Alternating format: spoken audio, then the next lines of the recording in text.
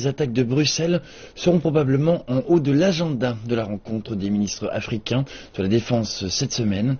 Les représentants des régions du Sahel et du Sahara se rassemblent dans la station touristique de Sharm el-Sheikh en Égypte, et cela pour élaborer des plans afin de mieux combattre la menace du terrorisme. Les experts des 27 États membres de la CENSAD, communauté des États sahélo-sahariens, ont assisté aux rencontres préparatoires. Durant leur rencontre à huis clos, ils ont finalisé un avant-projet pour les ministres de la Défense qui se réunissent jeudi et vendredi. En haut de l'agenda, les efforts pour combattre le terrorisme. La force croissante du groupe EI, d'AQMI et de Boko Haram est une cause d'inquiétude pour le continent.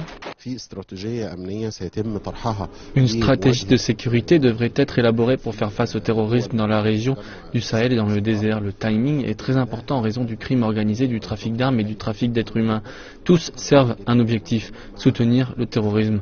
Je pense que l'existence même de certains États membres ici a été menacée par le terrorisme. Le terrorisme est devenu une menace mondiale. Les militants peuvent facilement voyager d'une région à une autre et provoquer le chaos. C'est pourquoi 5 pays d'Europe sont maintenant à Sharm el-Sheikh comme observateurs. C'est devenu une nécessité et non une option que tous les pays se coordonnent et se rencontrent à travers plusieurs mécanismes, qu'ils soient bilatéraux ou multilatéraux, lors d'organisations ou de conférences internationales. Ils doivent tous prendre des mesures adéquates, suivre ces mesures et être sûrs qu'ils soient en place.